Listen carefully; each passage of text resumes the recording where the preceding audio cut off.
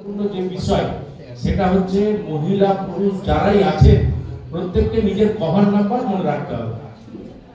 Cover number প্রত্যেককে নিজের cover number অবশ্যই মনে রাখতে হবে। কভার নাম্বারটা কি? কভার নাম্বার হচ্ছে যেমন WB01 যে পুরো নাম্বারটা আছে, এই নাম্বারটা পুরো আপনাদেরকে মনে রাখতে হবে। দ্বিতীয় বিষয় যেটা হচ্ছে সেটা হচ্ছে যে হজে যাওয়ার আগে আপনাদেরকে কিছু প্রস্তুতির কথা বলা হয়েছে, প্রত্যেক ট্রেনিংই বলা হচ্ছে। সেইগুলোর মধ্যে গুরুত্বপূর্ণ অত্যন্ত যেটা হচ্ছে যে আপনাদেরকে প্রত্যেকদিন দূরে কাজ করে সালাতুল হাজাত নামাজ পড়ার কথা বলা হচ্ছে, এইটা আপনারা পড়ুন। দ্বিতীয়ত হচ্ছে আপনাদের কিছু সাদকা করার কথা বলা হয়েছে, এটা আপনারা নিয়মিত করে যান। তৃতীয় নম্বর যেটা বলা হচ্ছে আপনারা এখন থেকে তাহাজ্জুদের নামাজটা অভ্যস্ত হয়ে যান। তাহাজ্জুদের নামাজটা অভ্যাস এখন থেকে যদি করে না যান ওইখানে গিয়ে সমস্যা হতে পারে। আর তাছাড়া তাহাজ্জুদের নামাজের মাধ্যমে আল্লাহর কাছে দোয়া চান, আল্লাহর কাছে কান্নাকাটি করুন যে আল্লাহ আমার মধ্যে যে কমিগুলো আছে সেগুলো দূর করে দিয়ে আমাকে হজ্জে মাবরুর আদায় করার তৌফিক দান করুন। 3 নম্বর কথা যেটা আপনাদেরকে করতে হবে সেটা হচ্ছে এখন থেকে বেশি বেশি করে আপনাদেরকে হাঁটা চলার অভ্যাস করতে হবে। সেই জন্য আমরা প্রত্যেক ট্রেনিং হাজিদেরকে বলে থাকি প্রত্যেক দিন 3 থেকে 4 কিলোমিটার বা 2 থেকে 3 কিলোমিটার কম করে 40-50 মিনিট আপনারা হাঁটুন। এই হাঁটাটা অভ্যস্ত করে যদি না যান তাহলে আপনাদের যে সমস্যাটা হবে সেটা হচ্ছে ওইখানে গিয়ে মোটামুটি একটা ওমরা করতে প্রথম দিনে গিয়ে ওমরা করতে সাই করতে যে 8-7 কিলোমিটার মতো কম বেশি আপনাদের হাঁটতে হবে। 5 কিলোমিটার প্লাস প্রত্যেকদিন আপনাদেরকে হাঁটতেই হবে। 5 কিলোমিটারের বেশি প্রত্যেকদিন আপনাদেরকে হাঁটতে হবে। এই অভ্যাসটা যদি একান্ত না থেকে থাকে তাহলে কিন্তু আপনারা সমস্যায় পড়বেন। আমি ধরে বলছি না, আমি 10 মিনিটের মধ্যে শেষ করতে হবে বলে আমি জাস্ট বলে যাচ্ছি। যতটা পারবেন আপনি দেখান, ঠিক আছে? যতটা পারবেন দেখান। আপনারা যখন হাঁটবেন, হাঁটার সময় আপনারা পুরুষরা বিশেষ করে যারা যে চপ্পলটা আপনারা পরে এড়ানোর জন্য নিয়ে যাবেন, এই 2 জোড়া চপ্পল এখন কিনে নিন এবং হাঁটাটা ওই চপ্পল পরে পড়া শুরু করুন। চপ্পলটা নতুন চপ্পল কেউ দয়া করে নিয়ে যাবেন না, চপ্পলটা একটু পুরনো করে আপনারা নিয়ে যাবেন। তাতে করে আপনাদের লাভ কি হবে? যদি নতুন চপ্পল ওখানে নিয়ে যান তাহলে নতুন চপ্পল পরার ফলে যে পায়ের মধ্যে ঘা হয়ে যেতে পারে, দাগ হয়ে যেতে পারে এবং সেই দাগটা, সেই ঘাটা অনেক লম্বা আপনাদের সমস্যার মধ্যে পড়তে পারে। সেই জন্য 2 জোড়া করে চপ্পল আপনারা এখন থেকে কিনে নেন। আপনারা যারা কোমরে অভ্যস্ত না বাথরুম করতে, কোমরে দয়া করে কোমরে অভ্যস্ত হয়ে যান, কারণ ওখানে সবকিছু কিন্তু কোমরে হয়। আপনারা যারা এই যে কোমরটা দেখা যাচ্ছে, আপনারা যারা স্কেলটাকে চলমান সিঁড়িতে অভ্যস্ত না নাইকা, চলমান সিঁড়িটা দয়া করে একটুখানি আপনারা এখান থেকে প্র্যাকটিস করে যান। চলমান সিঁড়িতে অভ্যস্ত যদি না হন তাহলে কিন্তু ওখানে গিয়ে হারামের মধ্যে, মার্কেটের মধ্যে, এয়ারপোর্টের মধ্যে সব জায়গাতে কিন্তু চলমান সিঁড়ি, আপনার কিন্তু সমস্যা হতে পারে। আপনারা যারা সবর, হজের অপর নামই বলা হচ্ছে সবর বা ধৈর্য, প্রত্যেক ক্ষেত্রে আপনারা ধৈর্য ধারণ করার চেষ্টা করবেন। আল্লাহ সুবহানাহু ওয়া তাআলা বলেছেন ইন্নাল্লাহা মা'আস সাবিরিন, আমি সবরকারীদের সঙ্গে সব সময় থাকি। আপনি যদি সবর ধৈর্য সব হজের পুরো সিস্টেমের মধ্যে দেখাতে পারেন তাহলে আপনার হজ অত্যন্ত সহজ হবে, সরল হবে। না হলে কিন্তু আপনার হজ কঠিন হয়ে যেতে পারে। সেই জন্য আমরা বলি হজের অপর সবর, আপনার সবর ধারণ করার ক্ষেত্রে চেষ্টা করবেন। হাঁটলেন, আপনার লিফটের ব্যবহার, কোমরের ব্যবহার এগুলো শিখে রাখবেন। নেক্সট আপনারা গিয়ে এটা পড়েন কথা, এইখান থেকে আপনি যাবার সময় যেগুলো করবেন, আপনারা পুরুষরা নিজেদের মতো করে, মহিলারা নিজেদের মতো করে একটু ঢিলে ঢালা মোটা কাপড়ের সালোয়ার কামিজ বানিয়ে রাখবেন। আপনারা টাইট ফিট বোরখা যেগুলো আছে, চাকচিক্যময় বোরখা দয়া করে এগুলো পরবেন না। আপনারা ঢিলে ঢালা দেখবেন, ওইখানে হারামের মধ্যে গিয়ে দেখবেন একটা বোরখার মধ্যে 3 জন মহিলা করে যেতে পারে, এত ওরা ঢিলে ঢালা বোরখা পরে।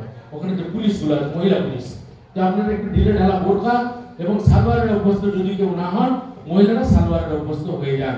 তৃতীয়ত আপনাদেরকে যেটা বলা হচ্ছে, বাড়ি থেকে যাবার আগে আপনারা দয়া করে সব আত্মীয় স্বজন যারা যা আছে সকলকে মাফ করে যান। প্রথমে আপনি মাফ করবেন, তারপরে অপরের কাছে মাফ চাইবেন। মনে করুন কেউ একজন আপনাকে খুব বড় কষ্ট দিয়েছে, দুঃখ দিয়েছে, আপনার আত্মীয় স্বজন হতে পারে, আপনার সন্তান হতে পারে, আপনার ভাই হতে পারে, আপনার বোন হতে পারে, আপনার মা বাবা হতে পারে, কেউ হতে পারে আপনাকে দুঃখ দিয়েছে।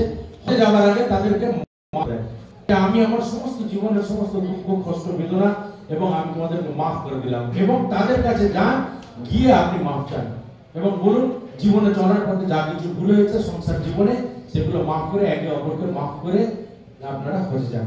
হজে যাওয়ার পূর্বে আপনাদের যে সমস্ত সন্তান সন্ততি আছে, ব্যবসা বাণিজ্য যেগুলো যা আছে তাদেরকে অন্তত মৌখিক কিছুটা হলেও বুঝিয়ে যান। কারণ আপনি প্রথমত 40-45 দিন থাকবেন না, আপনি যদি কিছু বুঝিয়ে তাদেরকে না যান, কিছু যদি বলে না যান, তাহলে ওইখানে গিয়ে মন কিন্তু আপনার এখানে পড়ে থাকবে। আরাফাতের ময়দানে আছে, হাজী সাহেব বলছিলেন মন আপনার এই ব্যবসায় পড়ে আছে। কিছুটা হলেও তাদেরকে কিছুটা বুঝিয়ে দেওয়ার চেষ্টা করুন। আর এগুলো ভিসা টিকিট এগুলো আপনাদেরকে যা দেবে হজ কমিটি থেকে, আপনাদের 24 ঘন্টা আগে passport, visa, ticket, ID card এগুলো যা দেবে, এগুলোকে সব আপনারা 3 থেকে 4 কপি করে জেরক্স করে নেন। যদি জেরক্স করা সম্ভব কোনো কারণে না হয়, মোবাইলে ছবি তুলুন, খুব সুন্দর করে ছবি তুলে 4-5 জনের মধ্যে হোয়াটসঅ্যাপের মধ্যে শেয়ার করে রেখে দেন। আর যদি জেরক্স করা সম্ভব না হয়, অবশ্যই আপনারা এগুলো জেরক্স করে নেবেন। একটা জেরক্স আপনাদের বড় ব্যাগের মধ্যে রাখবেন, দুটো বড় ব্যাগের মধ্যে দুটো জেরক্স রাখবেন, একটা হ্যান্ড ব্যাগের মধ্যে রাখবেন। এটা অবশ্যই রাখবেন। আর যাদের নিয়মিত ওষুধ লাগে, আপনারা কম করে 15 দিনের ওষুধ আপনারা কম করে আপনারা 2 মাসের ওষুধ আপনারা কিনে নেবেন। 45 দিন থেকে 2 মাসের ওষুধ আপনারা কিনে নেবেন। এই ওষুধটাকে 3টে পার্টে ভাগ করবেন। মনে করেন 45 দিনের যদি ওষুধ কেনেন, 15 দিন করে ভাগ করুন। ভাগ করে দুটো বড় লাগেজ ব্যাগের মধ্যে দুটো, হ্যান্ড লাগেজ ব্যাগের মধ্যে একটা, আপনারা ওষুধটাকে এইভাবে ভাগ করে নিন। এরপরে আপনারা যেদিন বাড়ি থেকে বার হবে, আপনাদের যেদিন আপনাদের মদিনাতুল হুজ্জাতে যেতে হবে, মদিনাতুল হুজ্জাতে ফ্লাইটের 6 থেকে 8 ঘন্টা আগে, কম করে 8 ঘন্টা আগে আপনাদেরকে উপস্থিত হতে হবে। সেদিন আপনারা কি করবেন? পুরুষেরা বাড়ি থেকে বের হয়ে প্রথমে মসজিদে, পাড়ার মসজিদে যাবেন, 2 রাকাত সালাতুল সফরে নামাজ আদায় করবেন। নামাজ আদায় করার পর ওই মসজিদ থেকে আর বাড়ি ঢুকবেন না, আল্লাহর ঘর থেকে আল্লাহর ঘরে সফর করুন। আল্লাহর ঘর থেকে আল্লাহর ঘরের সফর করুন। আর মহিলারা বাড়িতে 2 রাকাত সালাতুল সফর আদায় করে নেবেন। আদায় করে নিয়ে আপনারা ব্যাগ সামান গুছিয়ে নিয়ে, যেভাবে ব্যাগ সামান আপনাদের গুছাতে হয়, আপনাদের এই এলাকার মানুষকে নতুন করে বলার কিছু নেই, ব্যাগ সামান গুছিয়ে নিয়ে আপনারা সকলে একত্রিত হয়ে সুন্দরভাবে 6 থেকে 8 ঘন্টা আগে আপনারা মদিনাতুল হুজ্জাতে পৌঁছে যান। মদিনাতুল হুজ্জাতে যাওয়ার পর আপনাদের যে লাগেজগুলো বলা হয়েছে, বড় লাগেজ যেগুলো থাকবে, লাগেজগুলোতে আপনারা 20 কেজি করে আপনারা ম্যাক্সিমাম সামান দিতে পারবেন। আর হ্যান্ড ব্যাগের মধ্যে 7 কেজি সামান দিতে পারবেন। 20 কেজি করে দুটো বড় লাগেজের মধ্যে, হ্যান্ড ব্যাগের মধ্যে 7 কেজি সামান দিতে পারবেন। সেইভাবে আপনারা সামানগুলোকে ডিস্ট্রিবিউট করে নেন। আর যারা আজিজিয়াতে মনে করুন হোটেলে খাবেন না, আপনারা চেষ্টা করবেন যদি রান্না করে খেতে পারেন খুব ভালো। কারণ হোটেলের খাবার 2-4 দিন খাবার পর অনেকটা স্যুট করবে না, অনেকটা ভালো লাগবে না। তাহলে আপনারা খাবারের জন্য চাল, ডাল এগুলো, আপনার মশলা টসলা এগুলো নিয়ে নেবেন। কিন্তু দয়া করে লিকুইড যেগুলো আছে, তেল, সরষের তেল, সাদা তেল, দয়া করে এগুলো নেবেন না। যদি এগুলো নেন তাহলে মদিনাতুল হুজ্জাতে যখন আপনাদের ব্যাগ স্ক্যান হবে, তখন ওইগুলো বার করে আপনার রেখে দেওয়া হবে। লিকুইড খাবার নিয়ে যাওয়ার কোনো অ্যালাউ নেই। আপনারা এগুলো নিয়ে 8 ঘন্টা আগে মদিনাতুল হুজ্জাতে যান। মদিনাতুল হুজ্জাতে যাবার পর আপনাদের লাগেজগুলো আপনাদের ওরা নিয়ে নেবে। বড় লাগেজগুলো আপনার কাছে শুধু ছোট লাগেজটা থাকবে। ছোট লাগেজটা নিয়ে আপনাকে ওই ব্যাগের মধ্যে করে, গাড়ির মধ্যে করে আপনাকে এয়ারপোর্টে নিয়ে যাওয়া হবে। এয়ারপোর্টে নিয়ে যাওয়ার পর যেহেতু আপনারা প্রথম মদিনা যাচ্ছেন, সেহেতু আপনাদেরকে এখানে ইহরাম পরানো হবে না। আপনাদেরকে ইহরাম পড়তে হবে মদিনার মসজিদে সুল হুলাইফায়। সেহেতু আপনারা নরমাল পোশাকে যাবেন এবং মদিনাতুল হুজ্জাত থেকে আপনাদের গাড়ি করে প্লেনের মধ্যে নিয়ে যাওয়া হবে। ওইখানে আপনারা যাবেন, গিয়ে বসবেন। এয়ারপ্লেন যখন ছাড়ার সময় হবে তার কিছুক্ষণ আগে শেষ করে দিন নাকি? ঠিক আছে, ইনশাআল্লাহ আমি লজিস্টিক আপনাদের খুব ভালো করে নেক্সট আমি এতে প্রথম